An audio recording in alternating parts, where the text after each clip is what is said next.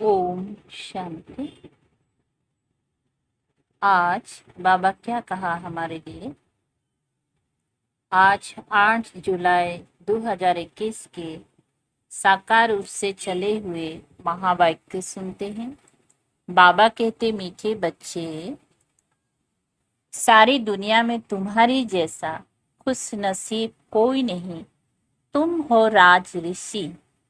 तुम राजाई के लिए राजयोग सीख रहे हो। प्रश्न, निराकार बाप में कौन से संस्कार है जो संगम पर तुम बच्चे भी धारण करते हो। उत्तर, निराकार बाप में ज्ञान के संस्कार है। वह तुम्हें ज्ञान सुनाकर पतित से पावन बना देते हैं। इसीलिए उन्हें ज्ञान का सागर पतित पावन कहा जाता है। तुम बच्चे भी अभी वो संस्कार धारण करते हो। तुम नशे से कहते हो हमें भगवान पढ़ाते हैं। हम उनसे सुनकर सुनाते हैं।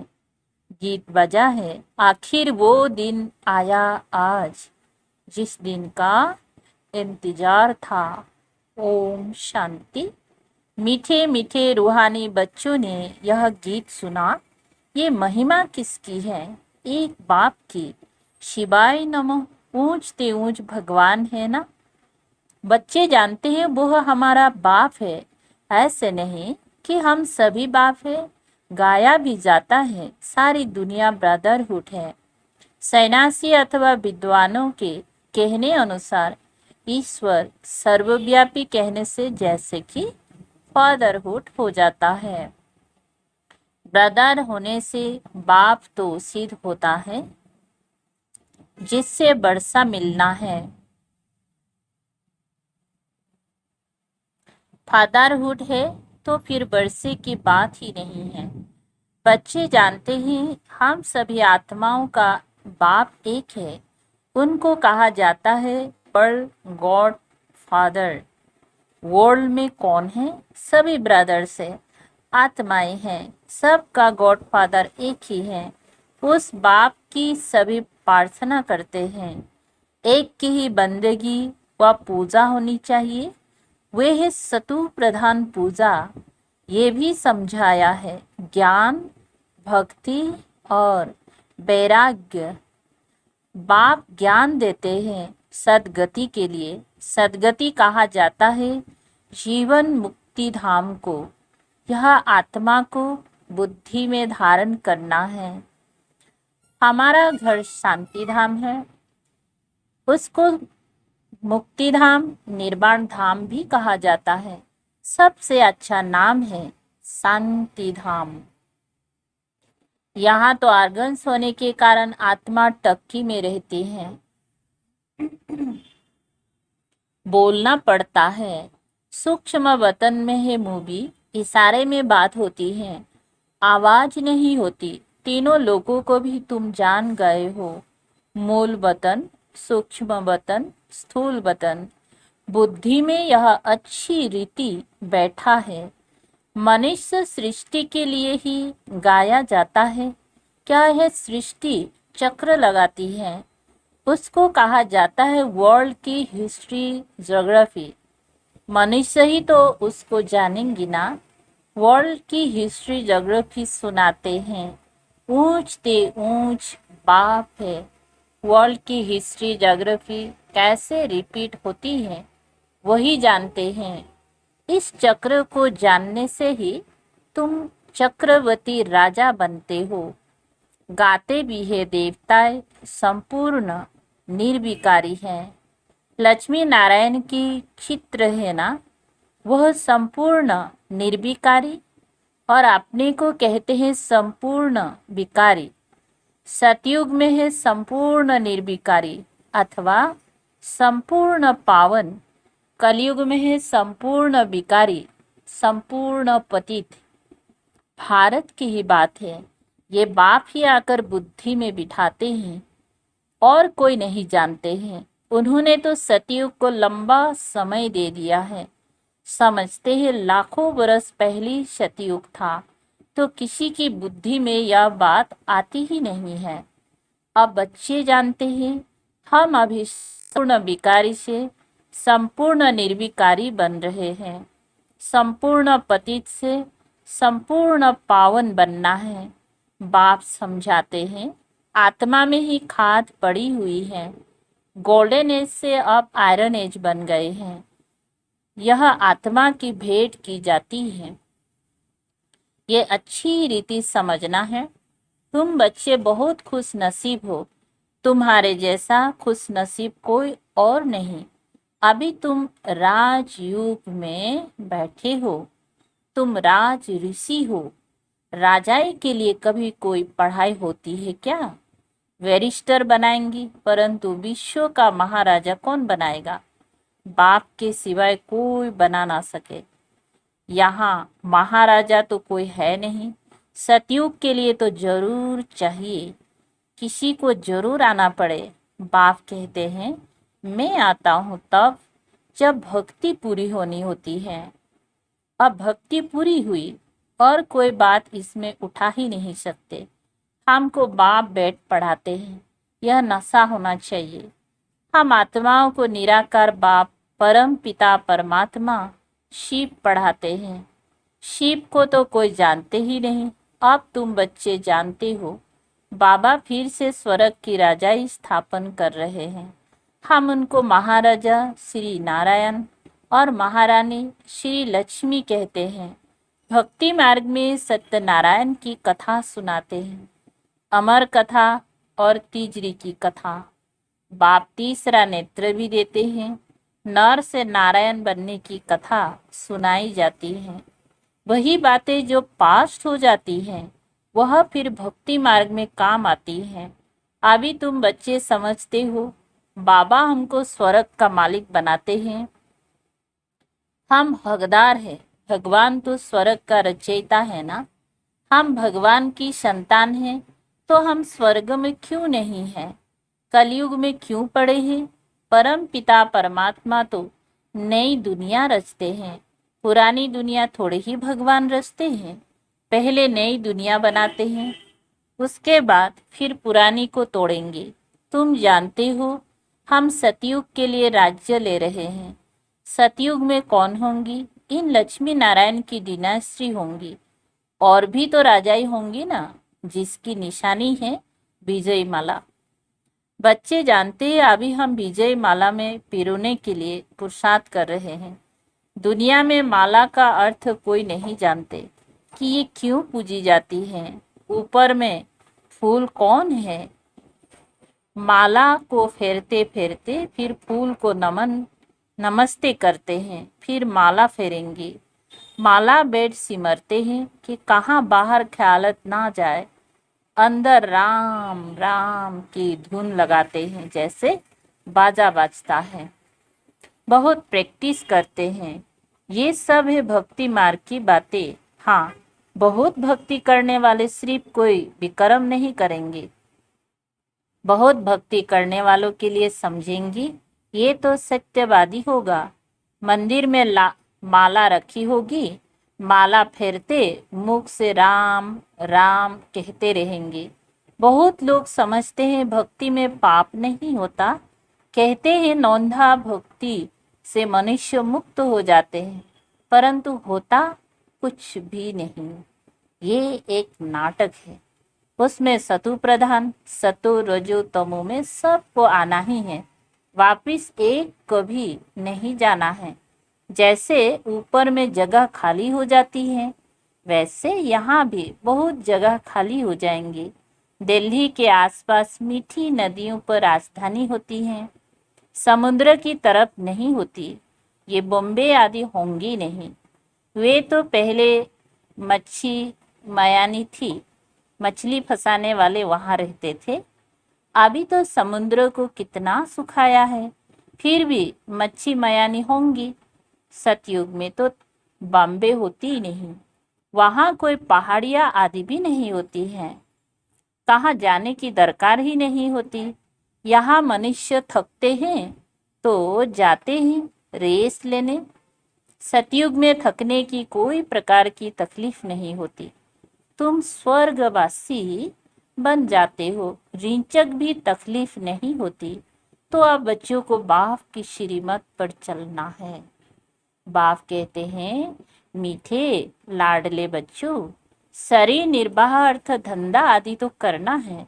स्कूल में स्टूडेंट पढ़कर फिर घर में जाकर पढ़ते हैं, घर का कामकाज भी करते हैं।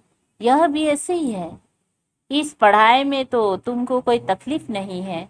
उस पढ़ाई में कितनी सब्जेक्ट होती हैं, यहाँ तो और एक ही पॉइंट है, मन मना भव। इससे तुम्हारे पाप नाश होंगे। भगवानुवाच है ना, वो समझते हैं। गीता भगवान ने द्वापर में सुनाई, परंतु द्वापर में सुनाकर क्या करेंगे? कृष्ण के चित्र में लिखत बहुत अच्छी है। ये लड़ाई तो एक निमित्त है, सब मरेंगी तब तो वापिस मुक्ति धाम में जाएंगी। सो भी फिर सिर्फ लड़ाई में थोड़ी मरेंगी, अनेक प्रकार की कैलेमिटीज होंगी। बच्चों को कोई दुख नहीं होना चाहिए। मनुष्यों का हार्ट फेल होता है तो उसमें कोई दुख नहीं होता है। मौत हो तो ऐसा बैठे बैठे सबका मौत, बैठे बैठे हार्ट फेल हुआ खलास। जब तक डॉक्टर आए आत्मा निकल जाती है। अब तो सबका मौत होना है। पिछाड़ी में ना हॉस्पिटल ना डॉक्टर रहेंगी, ना क्रियाक्रम करने वाले रहेंगी, कुछ भी नहीं होगा। सबके प्राण तन से निकलेंगे। मूसलधार बरसात पड़ेगी। मौत में कोई देरी थोड़ी लगेगी। कोशिश कर रहे हैं ऐसे बॉम्ब्स बनाएं जो मनुष्य फट से मर जाए। ऐसे ऐसे बॉम्ब्स बनाते रहते हैं, बॉम्ब्स के इम्प्रूवमेंट करते रहते हैं। यह ड्रामा में नूंद है। ड्रामा में बना बनाया खेल है। कल्प कल्प विनाश होता है। सतयुग में तुमको ये ज्ञान रहेगा नहीं। बाप को ही आकर ज्ञान देना है। स्थापना हो गई, फिर ज्ञान की बात ही नहीं रहती। फिर जब रावण राज्य शुरू होता है तो भक्ति शुरू होती है। अब भक्ति पूरी होती है। अब तुमको योग बल से पावन बनना है। पावन बनने से ही सुखधाम शांतिधाम जा सकते हैं। चार्ट रखना पड़े ये तो समझ गए हो। हमको बाप को याद कर तमो प्रधान से सतु प्रधान यहाँ बनना है। ऐसे कोई शास्त्र आदि में लिखा हुआ नहीं है। बच्चों ने गीत सुना। क्या गीत सुना? आखिर वो दिन आया आज जिस दिन का इंतजार था, जबकि भारतवासी फिर राजाओं के राजा बनते हैं। राजाओं के राजा अथवा महाराजा बनते हैं। पीछे त्रेता में होते हैं राजा रानी। फिर जो पूज्य महाराजा महारानी थे वह द्वापर में वाम मार्ग में आकर पुजारी बन जाते हैं। आपे ही पूज्य आपे ही पुजारी हो जाते हैं। बाप कहते हैं, मैं पुजारी नहीं बनता हूँ। देवता पूज्य होते हैं, मैं नहीं बनता हूँ, ना ही पुजारी बनता हूँ। भारतवासी देवी देवताओं के ही मंदिर बनाकर उनका पूजन करते हैं। लक्ष्मी नारायण जो पहले पूज्य थे, फिर भक्ति मार्ग में वही शिव बाबा के पुजारी बनते हैं। जिस शिव बाबा ने महाराजा महारानी बनाया, उनके फिर मंदिर बनाकर पूजा करते हैं। भिखारी भी कोई फट से नहीं बनते हैं, आहिस्ते आहिस्ते बनते हैं। निशानी भी देवताओं की वाम मार्ग में दिखाते हैं। जो पूज्य लक्ष्मी नारायण थे वही फिर पुजारी बन जाते हैं। पहले पहले शिव का मंदिर बनाते हैं। उस समय तो हीरो को कट कराए लिंग बनाते हैं पूजा के लिए। ये किसी को भी पता नहीं है कि परमात्मा छोटी सी बिंदी है। ये तुम अभी समझते हो कि बड़ा लिंग नहीं है। मंदिर तो बहुत बनाएंगी। राजा को देख प्रजा भी ऐसे करेंगे। पहले पहले शिव बाबा की पूजा होती है। उनको कहा जाता है अव्यभिचारी सतु प्रधान पूजा। फिर सतु रजो तमो में आते हैं। तुम रोजो में आए हो तो नाम ही हिंदू रख दिया। परंतु तुम बहुत पतित बन गए हो। सॉरी, असुल थे देवी देवता। बाप कहते तुम असुल देवी देवता धर्म के हो, परंतु तुम बहुत पतित हो गए हो, इसीलिए अपने को देवता कहला नहीं सकते हो, क्योंकि अपवित्र हो। हिंदू नाम तो बहुत देरी से रखते हैं, अभी तुम समझते हो। हम सो पूज्य थे, अभी संगम युग पर ना पूज्य है ना पुजारी है। तुम क्या करते हो?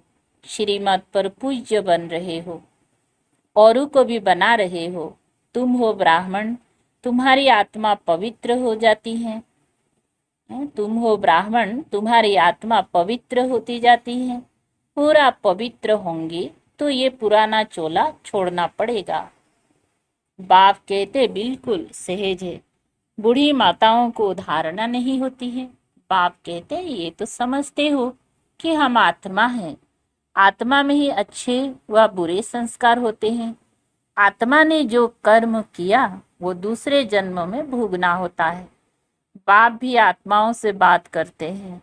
बाप कहते हैं, हे बच्चे, आत्म अभिमानी बनो। निराकार शिव बाबा निराकारी आत्माओं को पढ़ाते हैं।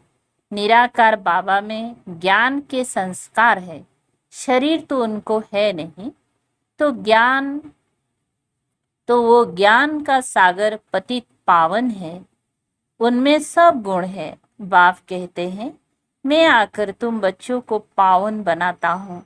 युक्ति कितनी सहज है, अक्षर ही एक है, मन मना भव। माँ में कम याद करो, याद से ही तुम्हारे विकर्म विनाश होंगी। यह भी जानते हो, अभी हम ब्राह्मण हैं, फिर सूर्यवंशी, चंद्रवंशी, वैश्य, शूद्रवंशी बनेंगे। हम ही इस 84 के चक्र में आएंगे, ऊपर से नीचे उतरेंगी, फिर बाबा आएंगी। बराबर ये सृष्टि का चक्र फिरता रहता है। यह सृष्टि यह पुरानी होती है, तो फिर बाबा आते हैं नई बनाने। ये तो बुद्धि में बैठता है ना, ये चक्र बुद्धि में फिरना चाहिए। अब तुम स्वदर्शन चक्रधारी बनते हो, जिससे फिर जाकर चक्रवर्ती राजा बनेंगे। अच्छा, मीठे मीठे सिकलधे बच्चों प्रति मात पिता बाप दादा का याद प्यार और गुड मॉर्निंग। रूहानी बाप की रूहानी बच्चों को नमस्ते। हम रूहानी बच्चों को रूहानी बाप दादा की याद प्यार गुड मॉर्निंग और नमस्ते नमस्ते, शुक्रिया।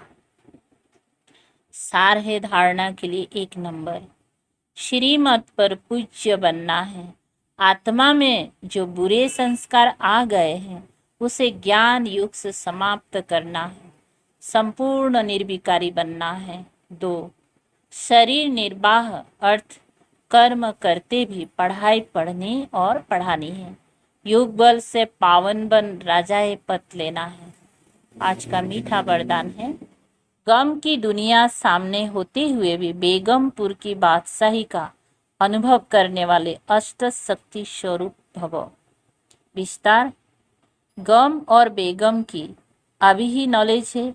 गम की दुनिया सामने होते भी सदा बेगमपुर के बादशाही का अनुभव करना, यही अष्ट शक्ति स्वरूप कर्मेंद्रिय जीत बच्चों की निशानी है। अभी ही बाप द्वारा सर्व शक्तियों की प्राप्ति होती है, लेकिन अगर कोई ना कोई संदोष व कोई कर्मेंद्रियों के वशीभूत हो, अपनी शक्ति खो लेते हो, तो जो बेगमपुर का नशा व खुशी प्राप्त है वो स्वतः ही खो जाती है। बेगमपुर के बादशाह भी कंगाल बन जाते हैं। स्लोगन, दृढ़ता की शक्ति सदा साथ हो तो सफलता गले का हार है। दृढ़ता की शक्ति सदा साथ हो तो सफलता गले का हार है। ओम शांति।